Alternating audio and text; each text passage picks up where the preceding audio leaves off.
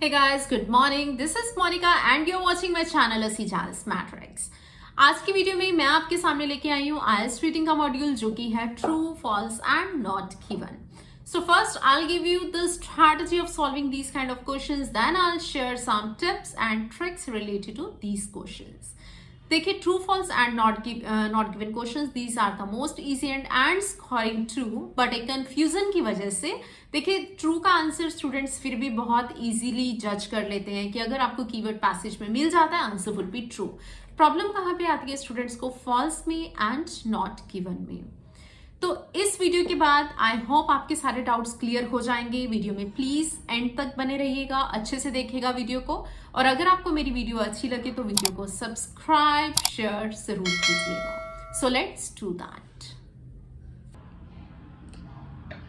देखिए स्टूडेंट्स, आज मैंने रीडिंग लिया आपके सामने कॉक. ये ईजीएस्ट रीडिंग है. इसको आज मैंने चूज़ किया कि आपको अच्छे से पता लग जाए कि हमने आंसर्स कैसे चूज़ करने हैं. मैं अपनी क्लास में जो फर्स्ट रीडिंग में स्टूडेंट्स को करवाती हूँ वो यही वाली करवाती हूँ. आज हम करेंगे इसमें true false not given questions. सबसे पहले हमने क्या करना है, जो भी हमें पैसेज का नेम दिया हुआ है उसका मीनिंग फाइंड करना है. उसका मीनिंग होता क्या है? पैसेज का नेम है हमारे पास कॉक. सबसे पहले हम देखेंगे कॉक होता क्या है. 90% आपको फर्स्ट लाइन में मीनिंग इसका मिल जाएगा. अगर नहीं मिलता उस चीज़ के लिए मैं आपको बोल रही हूँ आप अपनी वोकैब इकट्ठी करनी स्टार्ट कर दो. कॉक क्या होता है? The thick bark of the कॉक ऑक ट्री. जो ट्री होता है उसकी बार्क होती है, जो छाल होती है पेड़ की, उसका हम बोलते हैं कॉक. अब देखिए फर्स्ट क्वेश्चन में हम आते हैं. फर्स्ट इज द कोक oak has the thickest bark of any living tree. सबसे पहले मैं आपको पैटर्न बताती हूँ. ट्रू कब होगा हमारा आंसर, फॉल्स कब होगा और नॉट गिवन कब होगा. ध्यान से देखिएगा और एक अगर पॉसिबल है तो एक नोटबुक और पेन लेके बैठिएगा और आप नोट करते रहिए. फर्स्ट मैं बता रही हूँ आपको ट्रू के बारे में. हमारा आंसर ट्रू कब होगा? फर्स्ट जो हमने स्टेप फॉलो करना है दैट इज फाइंड कीवर्ड्स. हमने क्वेश्चन को रीड किया. क्वेश्चन के अंदर आप क्या करोगे? कीवर्ड फाइंड करोगे. क्या है इसमें? एक तो बात हो रही है कॉक की और हमारा कीवर्ड है थिकेस्ट बार्क की. जो ट्री की बार्क है वो थिकेस्ट बार्क है. This is a main keyword. First हमने क्या किया? कीवर्ड को फाइंड किया. सेकंड आप क्या करोगे? Find this keyword in the passage. Passage के अंदर आप कीवर्ड देखोगे. अब हमारा आंसर ट्रू कब आएगा? अगर तो हमारा जो कीवर्ड है वो हमें पैसेज में मिल रहा है 100%. फॉर इंस्टेंस यहाँ पे बात हो रही है थिकेस्ट बार्क की और पैसेज में भी वो यही बात कर रहा है कि थिकेस्ट है ट्री की बार्क, तो मेरा आंसर आएगा ट्रू. अब सेकंड क्या है? यहाँ पे बात कर रहा है थिकेस्ट की और वहाँ बात कर रहा है कि जो ट्री की बार्क है वो थिन है, मतलब ऑपोजिट, कॉन्ट्राडिक्ट कर रहा है. वहाँ पे मेरा आंसर आएगा फॉल्स. यहाँ पे क्या करेगा? कॉन्ट्राडिक्ट करेगा, उससे ऑपोजिट बात करेगा. थर्ड इज हम बात करते हैं नॉट गिवन की. सबसे ज़्यादा जो कन्फ्यूज़न होती है ना स्टूडेंट्स को नॉट गिवन की होती है. ट्रू का तो इजीली पता चल जाता है, कन्फ्यूज़न क्रिएट होती है फॉल्स में और नॉट गिवन में. इसको आप ध्यान से देखिएगा. नॉट गिवन जो होता है most of the time student बोलते हैं नॉट गिवन का मतलब क्या हुआ कि यहाँ पे बात हो रही है थिकेस्ट बार्क की. वहाँ पे इस बारे में कोई इंफॉर्मेशन ही नहीं है. ये बताया ही नहीं गया कि बार्क कैसी है, थिकेस्ट है, थिन है या कैसी है. ये बिल्कुल सही है. दैट इज़ अगर हमें जो कीवर्ड है वो नॉट गिवन है, मींस पैसेज में मिला ही नहीं. इसके दो केस बनेंगे हमारे पास नॉट गिवन के. केस वन क्या है? हमें कीवर्ड के बारे में कोई इंफॉर्मेशन मिल ही नहीं रही है पैसेज में. सेकंड, अगर हमारे पास इंफॉर्मेशन पार्शली है ना, पार्शली का मतलब क्या होता है? लाइक अगर मैं बोलूं कि half of the information given है, half of the information miss है, नहीं दी गई, तो भी मेरा आंसर नॉट गिवन होगा. ये याद रखना आप. यहाँ पे मेन जो है स्टूडेंट्स को प्रॉब्लम आती है. अब हम स्टार्ट करते हैं ये वाले क्वेश्चंस. फर्स्ट क्वेश्चन मेरा क्या है? द कॉक has the thickest bark of any living tree. अब मैं फाइंड करूंगी फर्स्ट लाइन से. सबसे पहले देखो यहाँ पे मैं आपको ऐसे रीड करके दिखा रही हूँ, लेकिन एग्जाम में आपके पास 1 आवर में This is not possible to attempt, like kind of impossible to attempt 40 questions in just 60 minutes. तो आपको इतना टाइम नहीं मिलेगा कि आप लाइन बाय लाइन आप रीड करो. आपने कीवर्ड को दिमाग में रखना है. कीवर्ड क्या था मेरा? Thickest bark. आप जल्दी से यहाँ पे डिफाइन करोगे थिकेस्ट बार्क के बारे में कहाँ दिया है. आपको ऐसे अपनी पेंसिल रोटेट करनी है.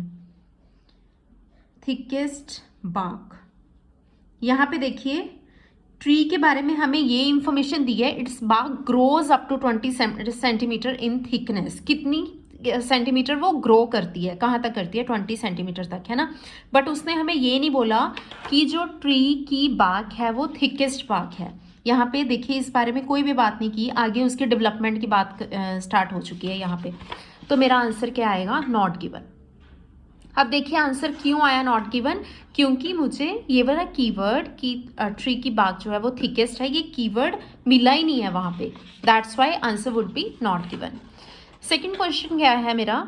Scientist have developed a synthetic Kock with the same cellular structure as natural Kock. एक मैं आपको और टिप देती हूँ कि जब भी आप कोई क्वेश्चन रीड कर रहे हो ना, उसमें आप टेंसेस का जरूर ध्यान रखा करिए. यहाँ पे मेरे पास है हैव डेवलप्ड, दैट इज कौन सा टेंस यूज हो रहा है? यहाँ पे प्रेजेंट परफेक्ट यूज हो रहा है. मतलब जो काम हो चुका है. साइंटिस्ट डेवलप कर चुके हैं. क्या डेवलप कर चुके हैं? सिंथेटिक कॉक, मतलब एक आर्टिफिशियल कॉक बना चुके हैं. किसको देख के? नेचुरल को देख के. अब हम यहाँ पे स्टार्ट करेंगे. जहाँ पे एक आपको बेनिफिट है इसका, जहाँ पे आपको फर्स्ट क्वेश्चन मिलेगा उसके बाद ही आपको सेकंड क्वेश्चन मिलेगा. Most of the time 95% chances हैं. तो यहाँ पे फर्स्ट का आंसर तो था मेरा नॉट गिवन. अब इसलिए हम फिर से स्टार्ट करेंगे कि साइंटिस्ट की बात कहाँ हो रही है. यहाँ पे मुझे दिखा था एक डेवलपमेंट, ठीक है, मतलब साइंटिस्ट ने डेवलप किया. Developed most probably as a defence against forest fires. The bark of cocoa has a particular cellular structure with about 40 million cells per cubic centimeter that technology has never succeeded in replicating. Replicate क्या होता है? Copy ready करना, किसी चीज़ को artificial banana.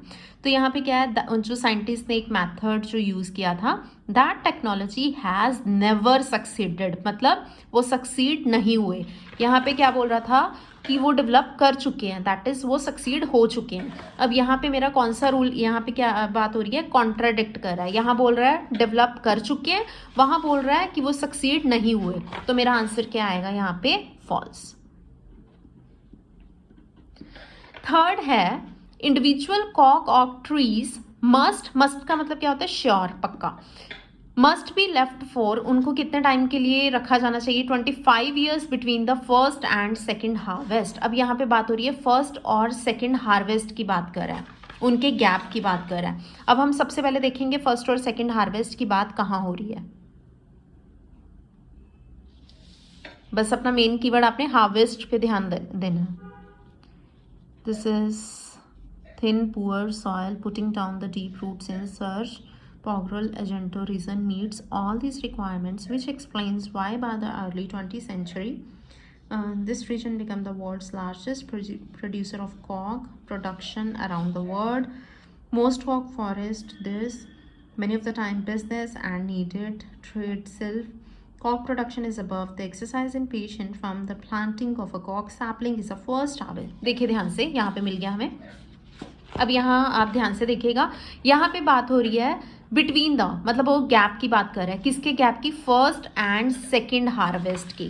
But यहाँ पे जो हमें गिवन है ना, ये 25 ईयर्स किसका शो कर रहा है? ओनली यहाँ पे फर्स्ट हार्वेस्ट की बात कर रहा है. हमने देखना है दोनों की बात. गैप ये आ गया. एंड अ गैप ऑफ, मतलब दोनों के बीच का गैप, अप्रॉक्सीमेटली अ डिकेड must separate harvest मतलब first and second harvest from an individual tree, and for top quality cork it's necessary to wait for a further, यहाँ पे बोल रहा है 15 से 20 साल वेट, वहाँ पे बोल रहा है 25 ईयर्स. तो यहाँ पे क्या बात कर रहा है? वो कॉन्ट्राडिक्ट कर रहा है. 25 साल, वहाँ पे 15 से 20 ईयर्स. तो मेरा आंसर यहाँ पे भी आएगा फॉल्स. अब देखिए नेक्स्ट क्वेश्चन इज कोक bark should be stripped in dry atmospheric conditions.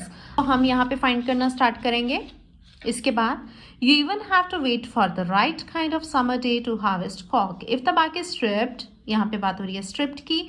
On a day when it's too cold और when the air is damp the tree will be damaged. वहाँ पे बात हो रही है विंटर्स की, तो यहाँ पे भी क्या बात हो रही है, when it's too cold, cold मतलब winters, and when the air is damp the tree will be, tree क्या हो जाता है, डैमेज हो जाएगा आपका। तो यहाँ पे भी वही विंटर्स की बात कर रहा था, मेरा आंसर क्या आएगा, true.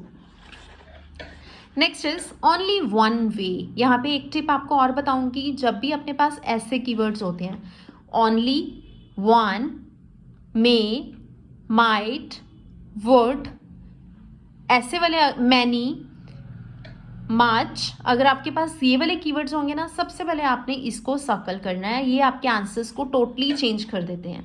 The only way, only way मतलब बस एक ही वे है, उससे अलावा और कोई वे नहीं है। To remove the bark from the कोकोक ट्रीज इज बाय हैंड। अगर आपको बार्क को रिमूव करना है वो ओनली आप हैंड से ही कर सकते हो। अब नेक्स्ट पेज पे देखिए, cork harvesting is a very specialized profession. No mechanical means of stripping cork bark has been invented, so the job is done by teams of highly skilled workers. ये तो आपको बिल्कुल साफ दिया हुआ है, क्या है कि कोई भी मैकेनिकल वे अभी इसका इन्वेंट नहीं किया गया, इसलिए सारा काम जो है कैसे किया जाता है, हाईली स्किल्ड वर्कर्स के थ्रू किया जाता है। दैट इज क्या आएगा आंसर, ट्रू, कि कोई इसका मैकेनिकल वे है ही नहीं, सारा काम बाय हैंड किया जाता है। तो हमारा कीवर्ड मैच कर रहा है, answer would be true. So guys, I hope आपने वीडियो को अच्छे से देखा होगा और जिन स्टूडेंट्स के true false and not given में डाउट होंगे वो भी अब क्लियर हो चुके होंगे। सो अब मैं आपको मिलूंगी नेक्स्ट वीडियो में एक नए टॉपिक के साथ। Thank you so much, bye bye, have a nice day.